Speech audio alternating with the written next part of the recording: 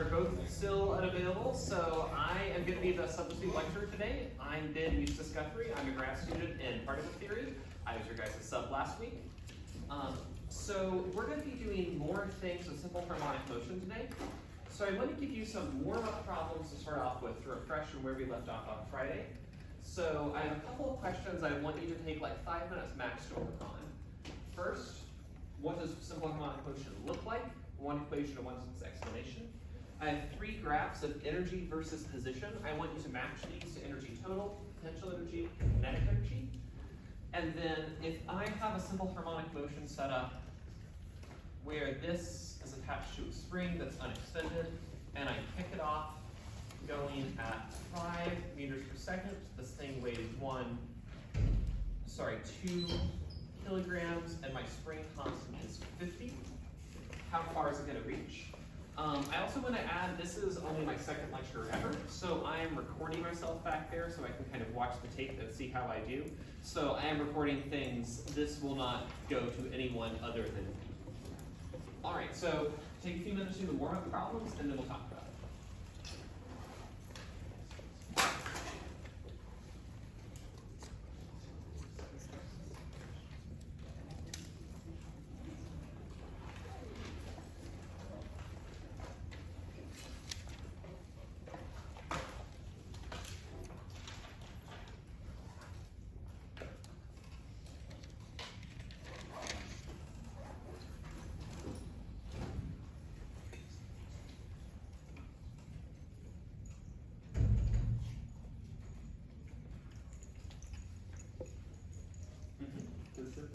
Is the question what does simple harmonic motion look like on a graph or just like the actual object motion? Actual object.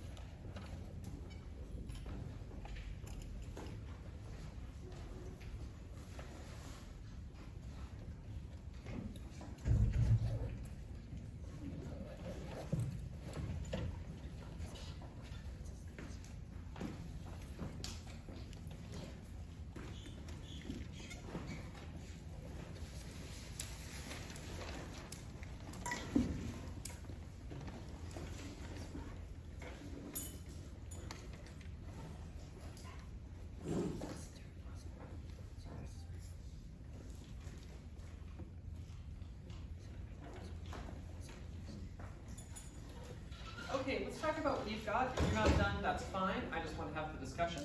So, can anyone give me a one-sentence explanation of what simple harmonic motion looks like? So the first graph, just in general? Yeah. Oh. It's going to speed up in the middle and slow down on the end. On each Right. end. It shakes back and forth and oscillates around one spot. Were you going to add something? It looks like a sine wave. Yeah, it oscillates back and forth like a trig function. And this is, everything here on out is generally going to be trig functions. Doesn't it also function like a circle flattened? Yes, and the same way like sine is like your y component of the unit circle, like cosine is like your x component of the unit circle. It's kind of like doing circular motion, but you only pick out one of the components. So, can someone tell me how do I match the energies to their graphs? Which one is which? Energy total is constant, so it's gonna have a flat line. Good. The rightmost graph is potential energy because the energy should be 0 when it's unstretched.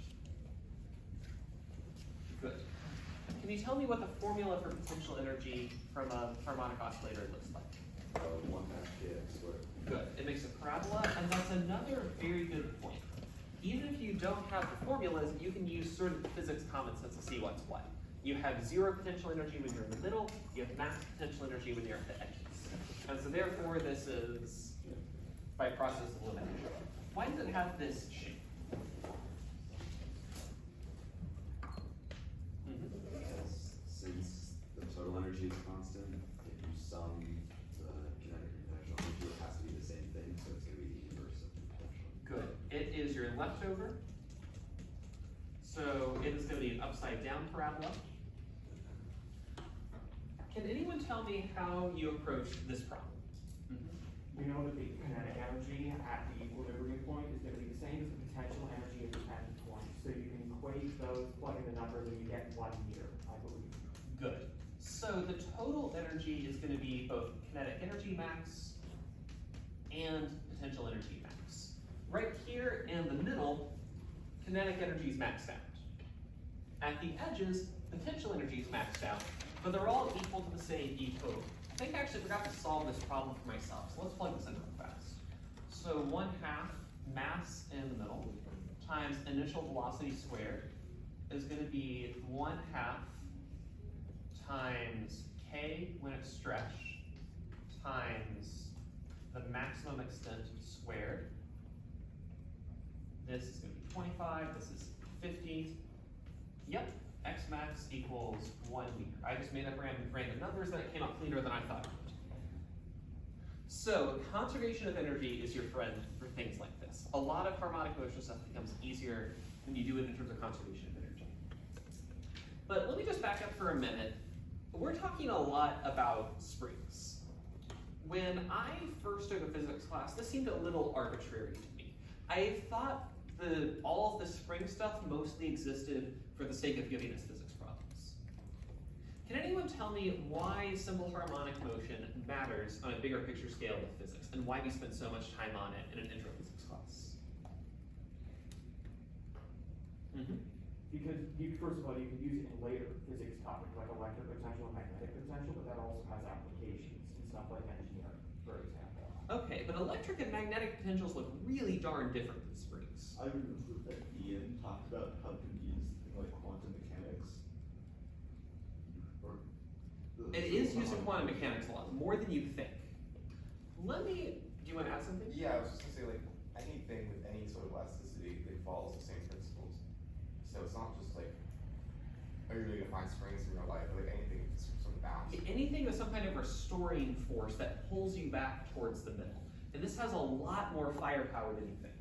So this is something called a Leonard-Jones potential. This is not someone named Leonard, not someone named Jones. This is someone with a hyphenated last name. And this is a lot like intermolecular forces.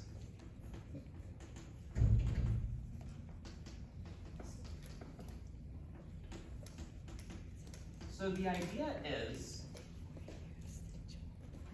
two particles are generally going to attract each other even if they're neutral because of electric polarization. This part goes like 1 over r to the 6th. You can work that theoretically when you take upper level E and M. When they get closer though, the electron orbitals start overlapping and they start repelling, and we don't have a good formula for that, and we just kind of eyeball it, and 1 over r to the 12 works pretty well. So when atoms sit together in a crystal, they repel each other off when they get too close, and they attract when they get too far away. And right here, this is a really hard potential energy function. I do not want to plug this into formulas. But things in crystals, atoms in crystals, don't shake a whole lot. They stay really close to this equilibrium point. What is my first line of attack whenever I have a hard physics problem? Write down what we're doing. First line of attack when I'm coming up with the hard theoretical model. Let me put it this way. Taylor series? Taylor series. When things look hard and there's a small motion, we should Taylor series this.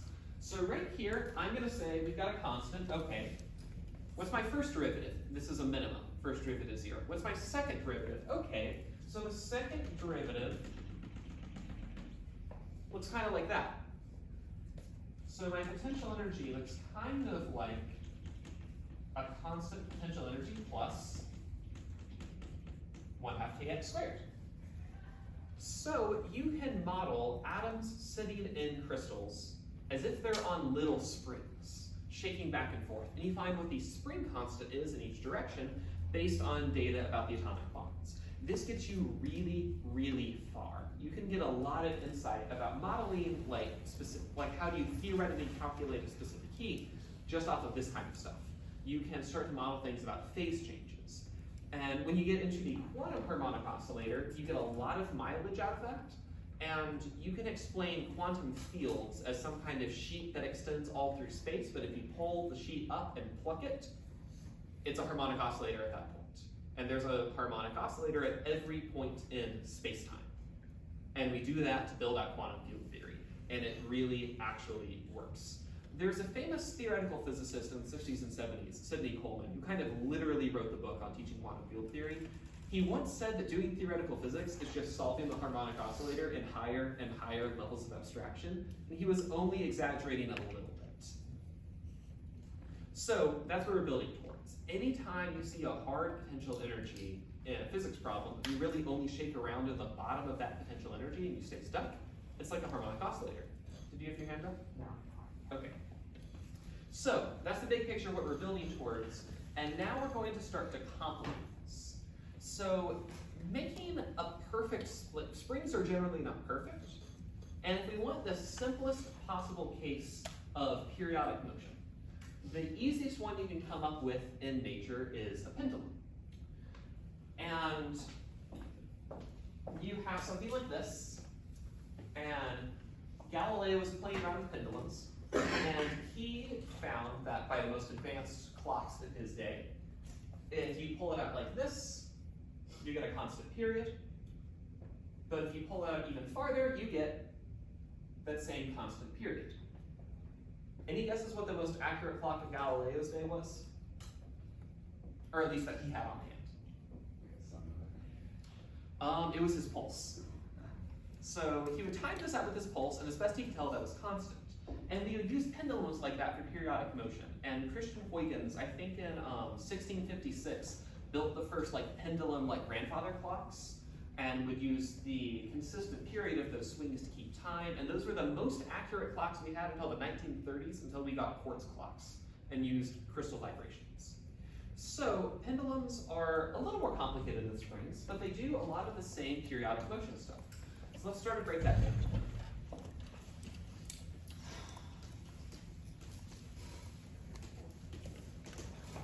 So I am going to have some max angle of the swing out to.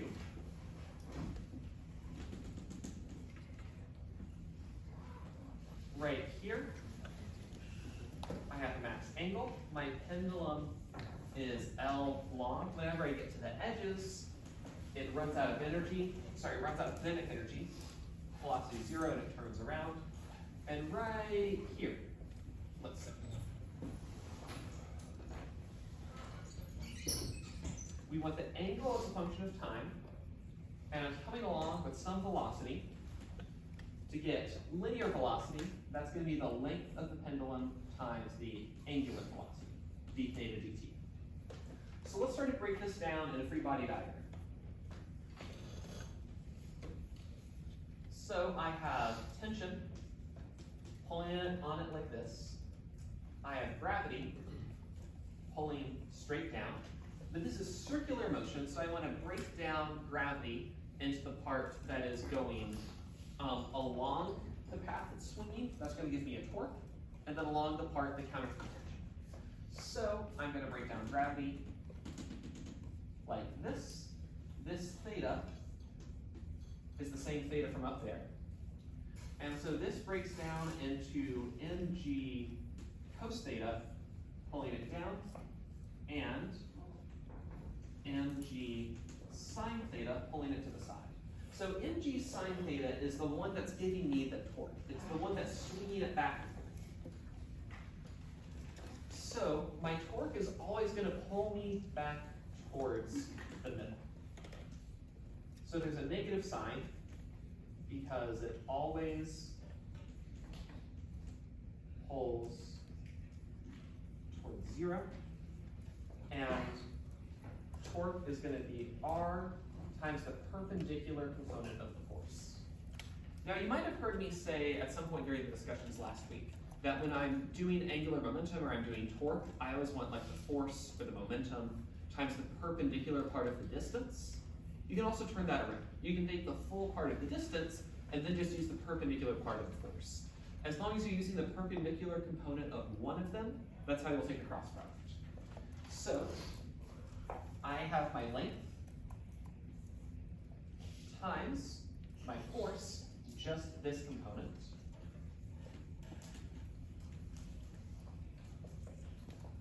And torque is equal to my moment of inertia times angular acceleration. So I'm just treating this like a point particle on the end. It is L weight, it weighs mass m. So my moment of inertia is going to be mL squared, and my angular acceleration is 2 time derivatives of theta. So, does this one move? Yes, it does.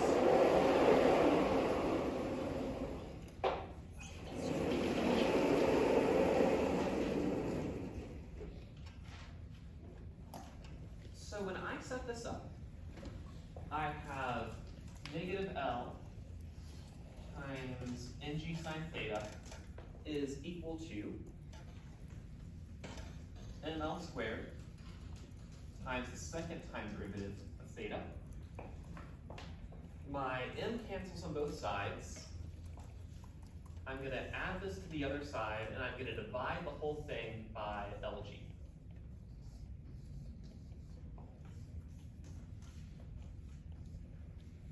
So I get 0 is equal to,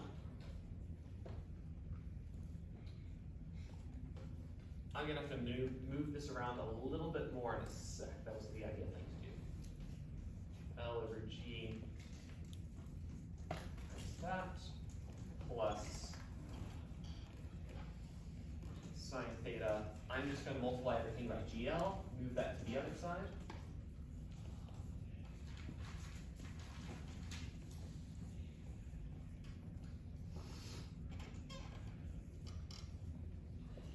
Now, if you try to solve this differential equation, this is really darn hard. And this is a nonlinear differential equation. This is where things get really messy. More often than not, there is no easy way to solve these things. In fact, as nonlinear differential equations get more complicated, you can start having like chaotic behavior, and there's a precise mathematical meaning of chaotic behavior. And eventually, any approximation you make breaks down. Thankfully, this one doesn't do that. Yes. So what does chaotic behavior mean? It means that if you set up two systems, like a double pendulum will do this. So if I have two double pendulums, I pull them back, but I make a tiny difference in the initial setup. Like maybe I pull one of them out at 30 degrees and I pull the other one out 31 degrees. And I let them both go. Now for a harmonic oscillator, or for a normal pendulum, if I start one at 30 degrees out and I start another one at 31 degrees out, they both look pretty similar the whole time. If I do double pendulum and I let both of those go, eventually they will look nothing alike. Where the rule for chaos is that you can have a tiny difference in the initial conditions, and eventually that will lead to huge differences in the outcome. Can't you, for like some small theta, assume that sine of theta is just theta? That's exactly where we're going. So in order to make an equation like this tractable, we have to approximate. So it's only approximately solvable. So the thing we're going to do is do the thing you always do in physics when you're stuck on something, and I'm trying to do right now in my research just before I came over here, find a small thing to take a Taylor series in. So we are going to assume theta is tiny, and that sine of theta is about theta. So if I make my graph of sine, oh, that was bad.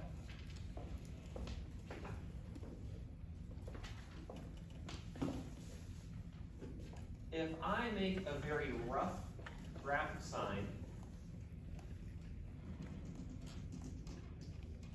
I can approximate it through the middle by theta. And sine of theta is like pretty close to theta as long as the angles stay tiny. And now this is turned into a very reasonable approximation. So for context, if you have a grandfather clock will swing out to like a theta max of about like 3 degrees. That's like 0.05 radians. And if I make this approximation for a grandfather clock, I'm gonna be off by about 15 seconds every 24 hours. That's not bad. Only being off by 15 seconds like every day for an approximation like this means that this is pretty reasonable for a lot of cases. If you're an atom shaking back and forth inside a crystal or inside a bond, you don't get too far. And an approximation like that is perfectly reasonable. So now when I make this approximation,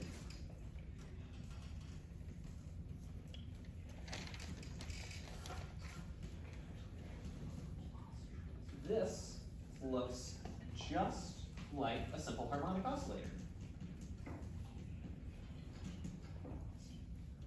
where instead we use theta instead of x. Here we have k over m, but it's all the same idea. So when this is solved by some amplitude times sine of square root of k over m t plus a phase, this is going to get solved the exact same way by analogy.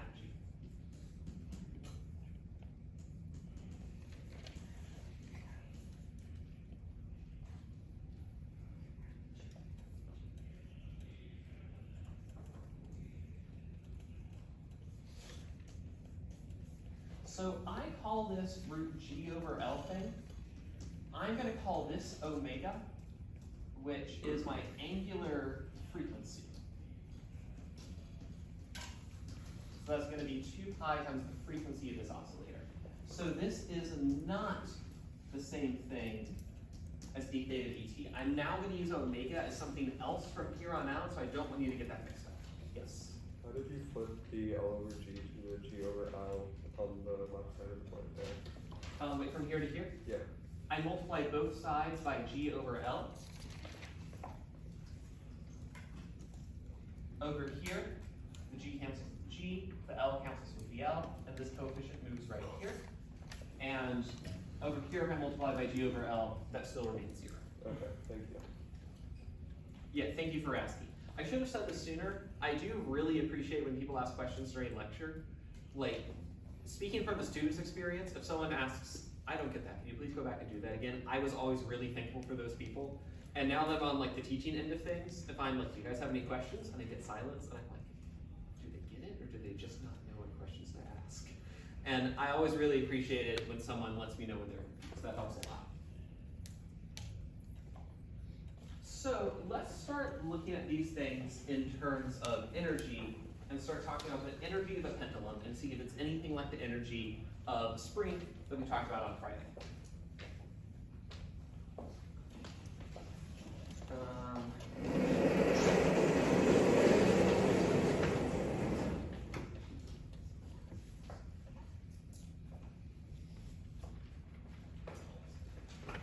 So I'm going to talk about potential energy first.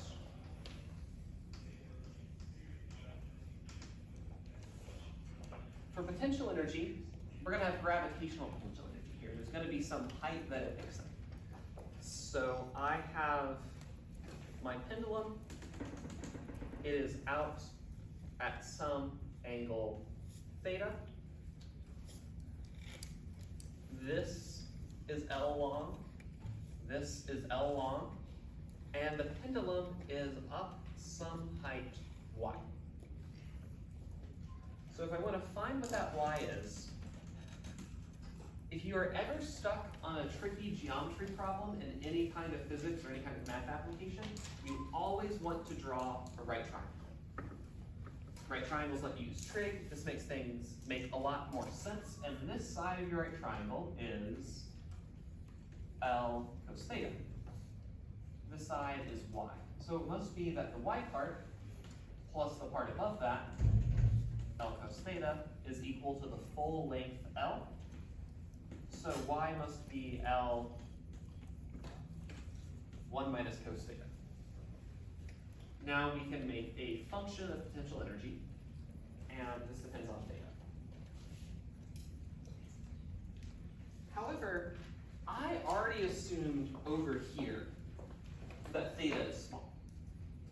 I'm also going to have to assume over here that theta is small. I want to be consistent. So I'm going to start Taylor series expanding cosine. Cosine looks like this. We start in the middle.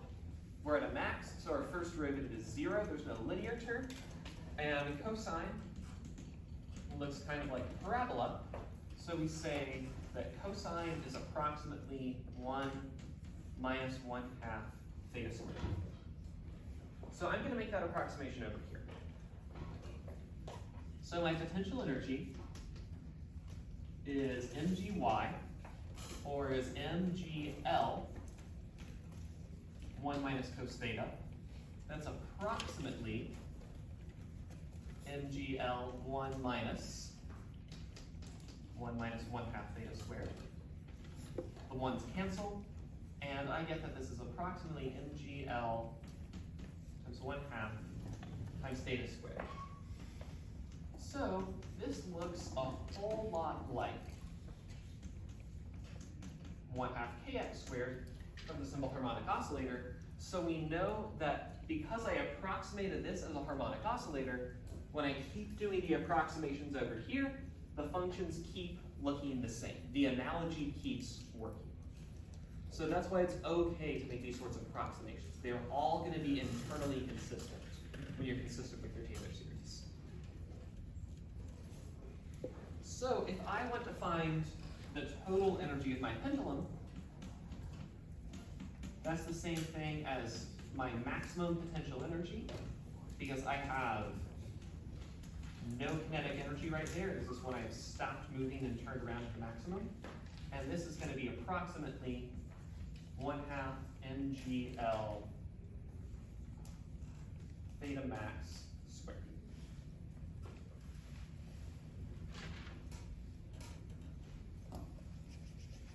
Okay, if you don't mind, I'm going to erase this board over here. So far, I've been describing what is called a simple pendulum. And it's just one mass at the end of a string, and it shakes back and forth. But if you look at something like a grandfather clock, and you're trying to get your timing as accurate as possible for your 17 or 1800s physics experiments, then a grandfather clock is not a simple pendulum. It looks a little more complicated than that.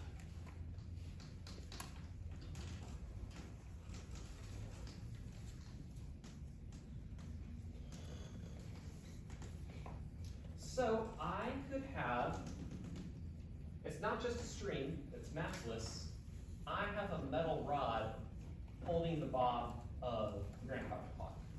Or the grandfather clock could look something like this, where I have a long rod and then a big circular weight at the end goes over some extended distance.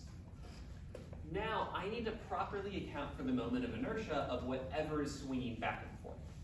But that's not that hard of an update to make. Just like before, torque is moment of inertia times alpha, or moment of inertia times second theta derivative.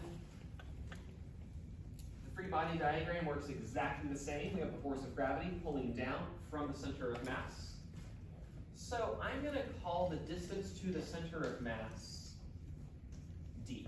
Here my center of mass is right in the middle, not at the end.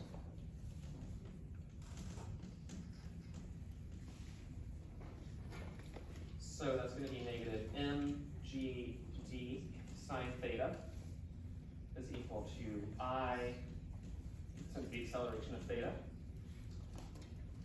Once again, I'm going to approximate sine of theta by theta. And when you do all the exact same algebra, you will get an answer like we had over here. I want to give everyone a minute to work this out.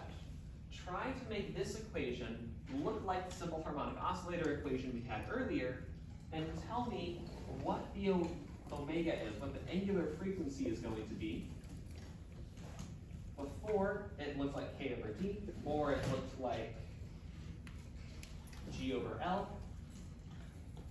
Tell me what it's going to be for some extended pendulum object like this. Let's take a minute.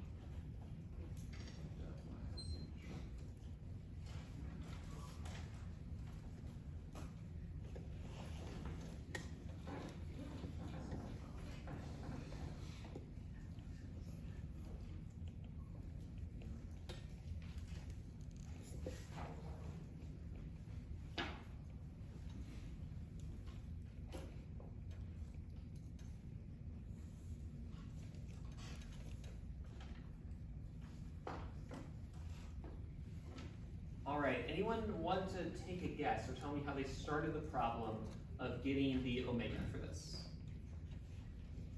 Can you do separation of variables here? Essentially just move the dt to the other side and integrate once. So that you can bring d theta, and just so you can bring the dt back over, and then get a d theta dt, which is omega. You don't know what omega is as a function of t, though. You don't even have to integrate. You just have to set up this equation by analogy. Let's do a little more algebra here. So I'm going to try to replicate the same form of an equation. Dang it, where was it? I think I erased it. Yeah. I'm going to try to replicate the same form of an equation we had earlier. So I'm going to add everything over to one side.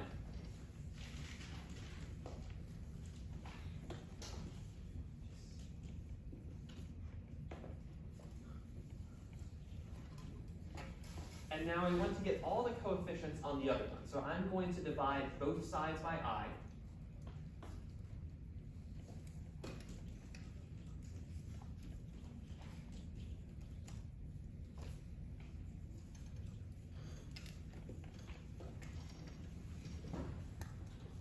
And this is just like the setup where we did simple harmonic motion earlier. So these sets of coefficients are analogous. Wait, why did I write D there? Okay, there we go. So for an extended object pendulum, the square root of this thing is going to be your angular frequency. A lot of the times, the same differential equations come up in physics over and over and over.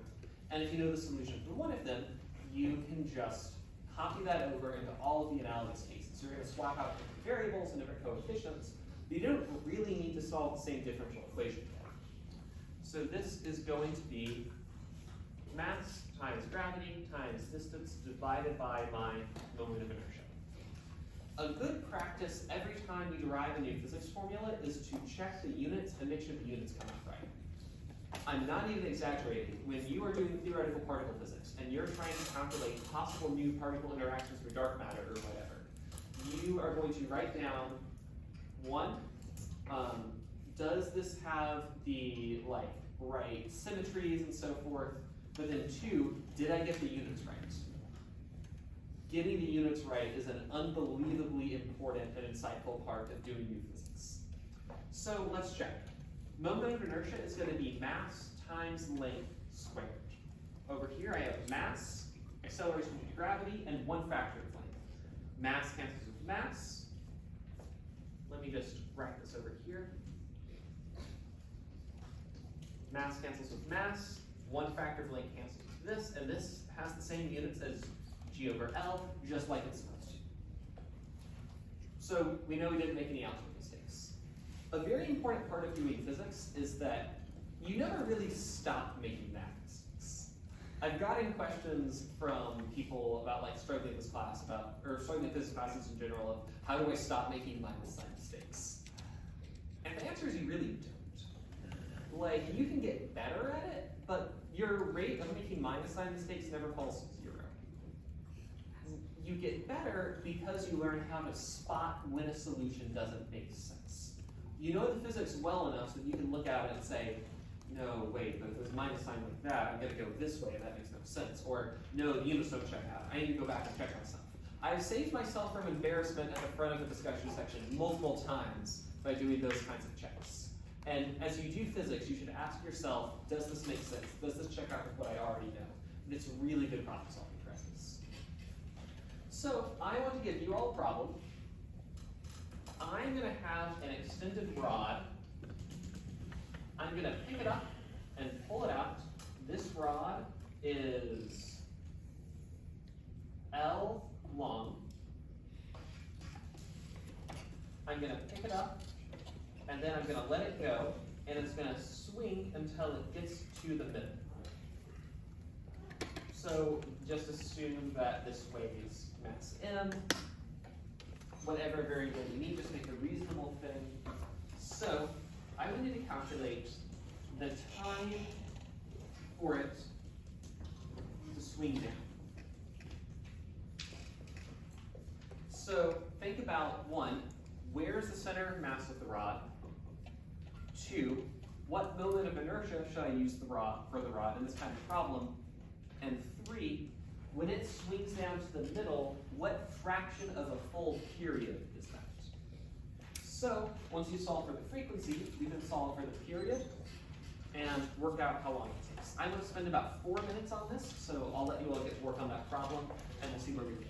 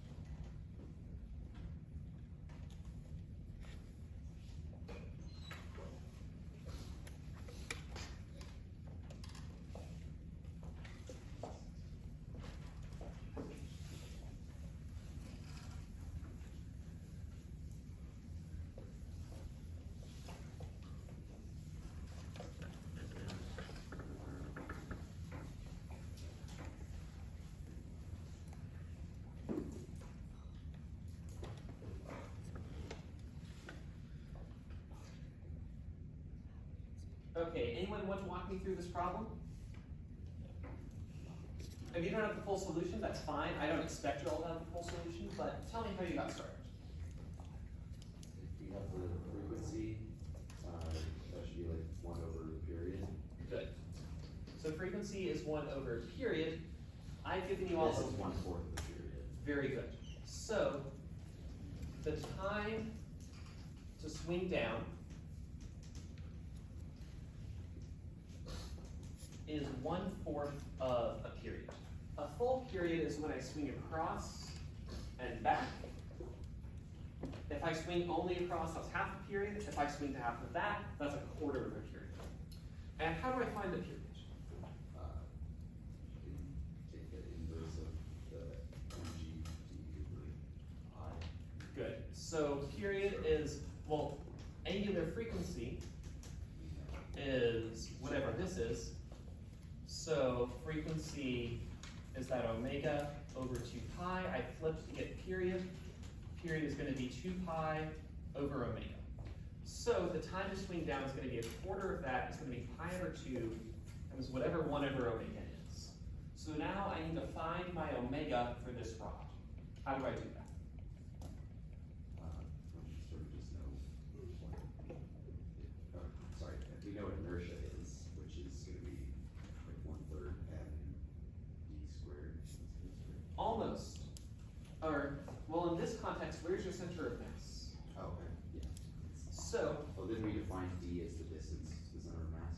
right. Well, in this context, I've given you L. So, for the rod around the edge, like you said, this is going to be 1/3 times the mass times the distance to the center of mass. That's L over 2. All of that squared. This is going to be 1/12 ml squared. Now I just need to plug this into a formula. This is omega.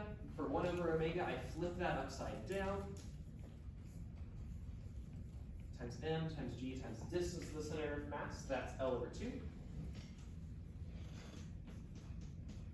Up here in the numerator, I have, like you were saying, 1/12 m L squared over m g L over 2. So that's going to be pi over 2. I'm going to have 1/6 in my denominator. L over 6g.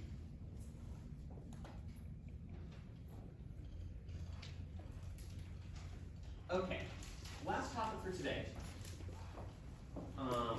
We go back over to here. So earlier I talked about how you can model atoms in a crystal, or you could model molecular bonds as springs. Anything that kind of keeps you in a potential energy well and you shake it back and forth around the middle is a good candidate to get Taylor series as a harmonic oscillator. So let's start and try to do that. So if we have two body vibrations, so I'm going to have a small mass, I have a big mass, and they're going to be connected by some spring with spring constant K. Now if I have only one mass that shakes back and forth, I know how that works. Now I have two variables and two masses shaking off of each other. Now I would like to say that the omega is, I guess, K over M.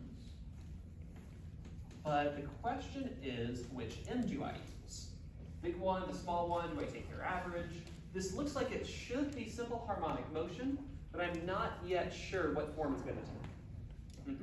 I think that inertia is wrong on the last problem, because around the inertia of a rod around the center, I thought it's 1 over 12 ml squared, but around the edge, it's 1/3. Right, around the edge it's 1/3.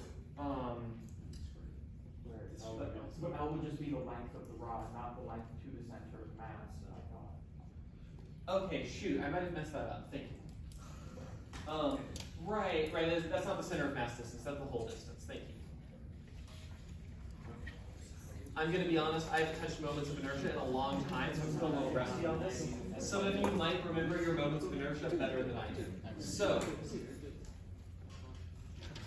yeah, another important fact about checking yourself in physics, everyone is going to make mistakes. It is very important to have people to check your work. Thanks for catching that.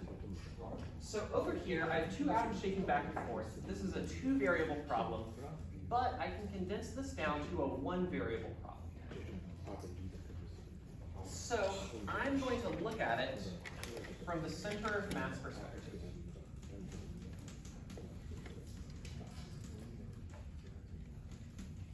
So the center of mass doesn't move.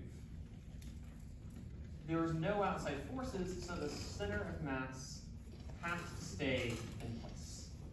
If this is at position x1 and this is at position x2, then I know that my center of mass is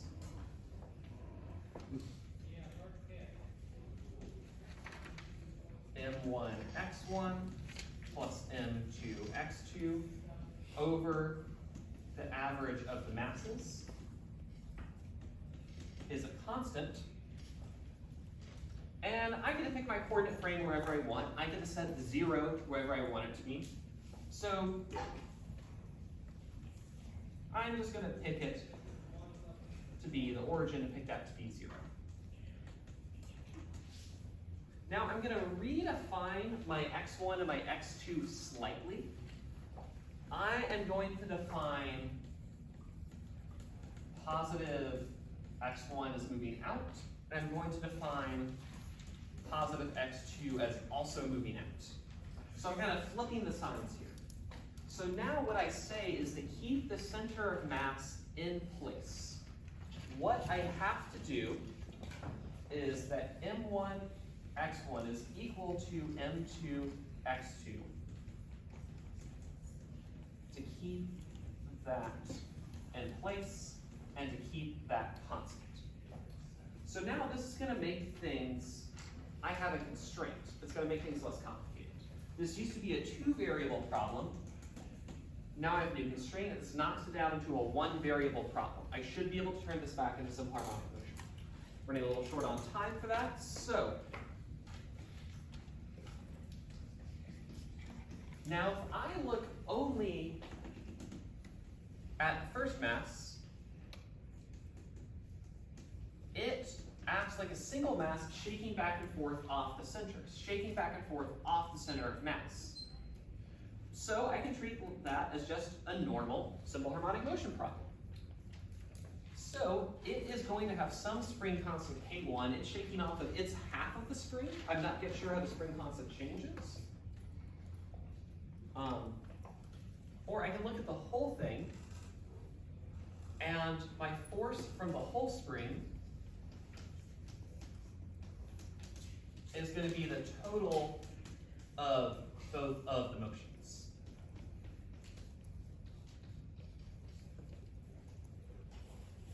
Now I'm going to factor out delta x1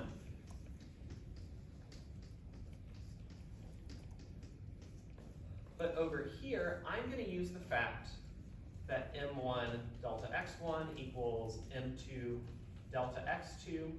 I rearrange that and I say that delta x2 over delta x1 is equal to m1 over m2, and I'm going to swap this out with masses.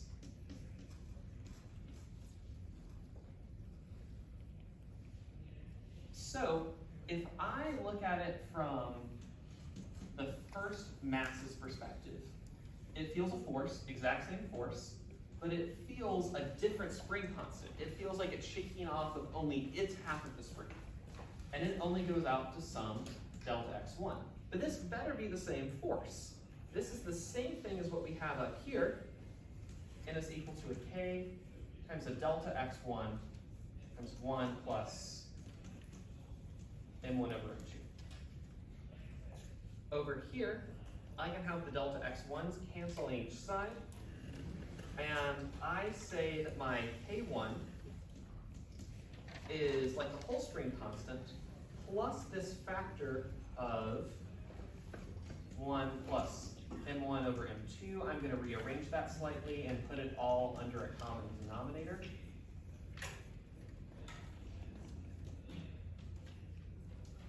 All right, nearly done. Let me just get a little more room over here. So, because it's all the same simple harmonic motion, whatever angular frequency, whatever omega the first spring feels, has to be as good as the whole thing. So if I look at it from the first spring's perspective, it is, or just from the first mass,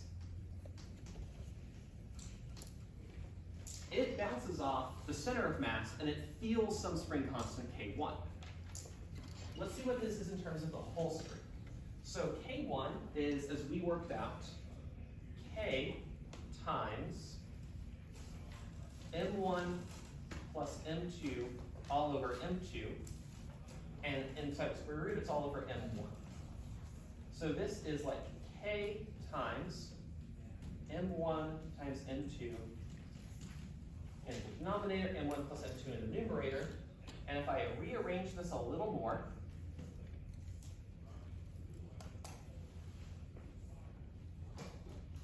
I can put all of the masses in the denominator.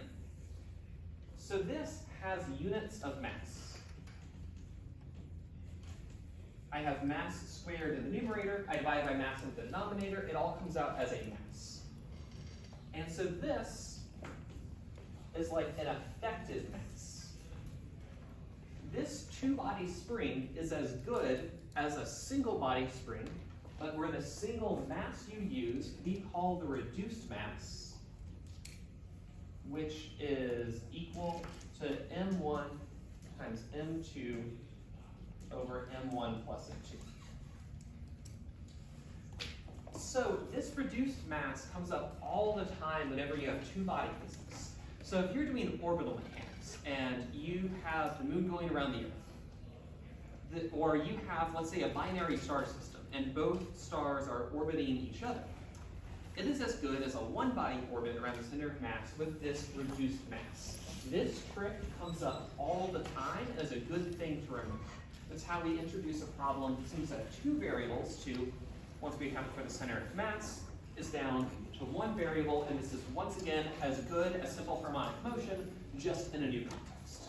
All right, that is all for today. I can stay back there, we can answer questions, and